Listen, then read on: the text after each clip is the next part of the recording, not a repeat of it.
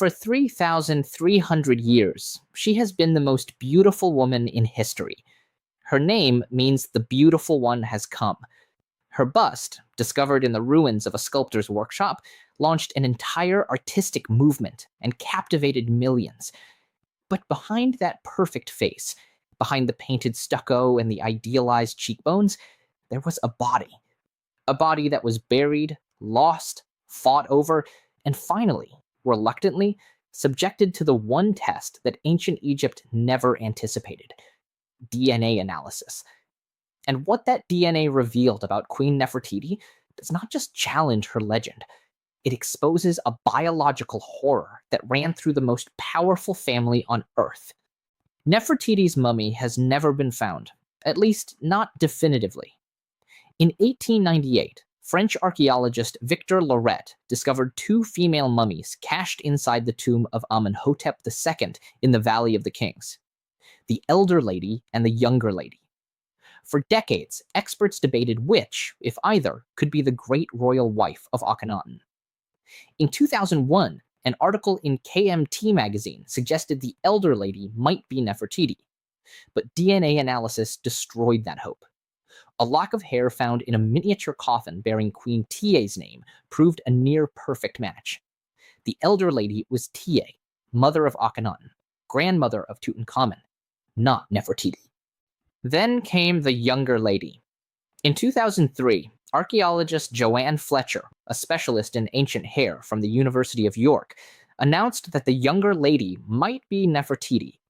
The theory made headlines worldwide, but it was immediately criticized by Zahi Hawass and other leading Egyptologists. Hawass launched his own investigation: CT scans, DNA analysis, the full forensic package. And the results, published in the Journal of the American Medical Association in 2010, were devastating. The younger lady was not Nefertiti. She was Tutankhamun's biological mother, an unnamed daughter of Amenhotep III and Tiye, Akhenaten's sister. And the DNA revealed something far more disturbing than a case of mistaken identity. Tutankhamun's parents were full siblings, brother and sister. The DNA proved it beyond doubt. The same genetic markers appeared on both sides of his genome, with a frequency that only occurs when both parents share the same parents. This was not an accident, it was policy. The 18th dynasty practiced systematic sibling marriage to preserve what they called the divine bloodline. The pharaoh was a god on earth. His blood was not merely royal, it was sacred. And the only way to keep that blood pure was to marry within the family. Sister to brother, daughter to father, niece to uncle, generation after generation. The result was a gene pool so shallow that it became a swamp. The 2010 study revealed the biological cost of this policy. Tutankhamun, the boy king, the golden pharaoh, the face of ancient Egypt, was a genetic disaster. He had a cleft palate, a clubfoot. He suffered from Kohler's disease, a bone disorder that would have made walking excruciating. He had scoliosis. He had malaria, multiple strains, indicating repeated infection. He was buried with over 130 walking sticks because he could barely stand. And he died at 19, probably from a combination of his physical frailty, infection, and a severe leg fracture that never healed properly. This was not a king. This was a patient created by 300 years of incest. But where was Nefertiti in all of this? If she was Akhenaten's wife, and Akhenaten was the product of this same inbred dynasty, then Nefertiti's DNA would tell us whether she was an outsider who brought fresh blood into the line, or another victim of the same system. The answer matters because it changes everything we know about the Amarna period. If Nefertiti was a foreign princess, a Mitanni bride, a diplomatic marriage, then she represented hope, new genes, new blood, a chance to break the cycle. But if she was Egyptian royalty, another sister wife, another daughter wife, then she was part of the problem, part of the machine that manufactured genetically compromised god kings. The only candidate with any DNA data is the KV-21b mummy, found in tomb KV-21 in the Valley of the Kings. two female mummies, badly damaged by flooding and ancient tomb robbers. One of them, KV21b, has been tentatively suggested as Nefertiti. The evidence is circumstantial, but compelling. She was about 45 years old at death. Her left arm was bent across her chest in the queenly pose reserved for royal women.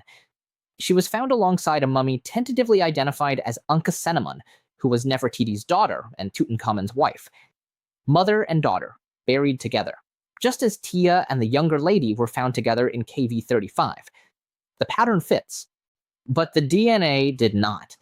The analysis confirmed that KV21b was a member of the 18th dynasty royal line. She shared genetic markers with the known royal family, but the DNA was too degraded, too fragmented by 3,000 years of moisture and decay to provide a definitive identification. The data was insufficient. The test was inconclusive. Nefertiti's genetic signature remains unreadable, and that silence is perhaps the most terrifying revelation of all. Because here is what we know. If Nefertiti was Akhenaten's full sister, like the parents of Tutankhamun, then she carried the same corrupted genes, the same inbred immune system, the same susceptibility to disease, the same risk of passing deformity to her children. Nefertiti had 6 daughters with Akhenaten. At least 2 of them became queens, but several died young. Meketaten is depicted in tomb art dying in childbirth or from plague. Setepenri disappears from the record entirely, possibly dead in infancy. Neferururu vanishes after year 2 of Akhenaten's reign. These were not random tragedies. They were the predictable consequences of a gene pool poisoned by incest. And if Nefertiti was not a sister, if she was the daughter of Ai, the commoner who rose to become pharaoh after Tutankhamun, then she was still embedded in the same system. Ai married Tiye, possibly Nefertiti's stepmother. The web of royal marriages was so tangled that even outsiders became insiders within a generation. There was no escape. The divine bloodline was a trap, and everyone who entered it was caught. The most terrifying possibility is not what the DNA revealed, it is what it could not reveal. The 2010 study used mitochondrial DNA, passed from mother to child, and Y chromosome markers, passed from father to son. But Nefertiti's nuclear DNA, the complete genetic blueprint that would tell us her exact relationships, her disease risks, her physical traits, has never been recovered. The KV21b mummy was too damaged. The younger lady was the wrong person.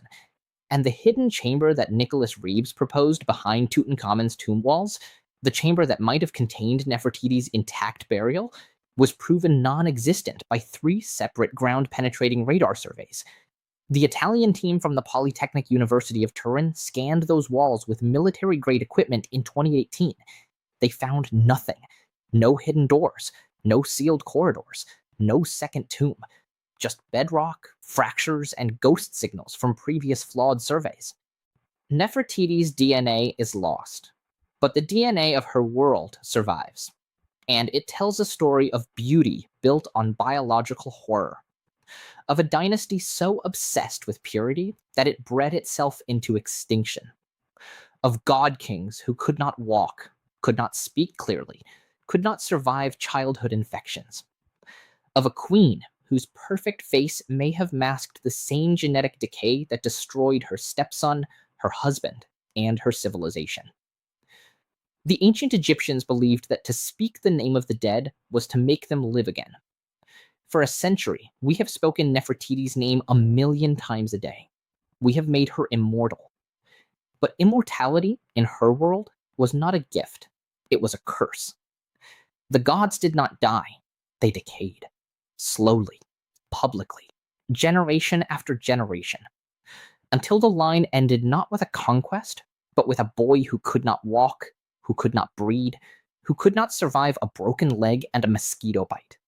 Nefertiti's DNA may never be read, but we already know what it would say. It would say that perfection is a mask, that beauty is a construction, that the most powerful family on Earth was also the most damaged, and that the beautiful one did not come from somewhere else. She came from the same poisoned well as everyone else, the same divine bloodline, the same genetic trap, the same terrible price of believing that gods should marry gods. The bust in Berlin shows a woman who never aged. The DNA shows a dynasty that never learned. And the silence where Nefertiti's genes should be is the loudest scream in archaeology, because some truths are too terrible to preserve, and some faces are too perfect to be real.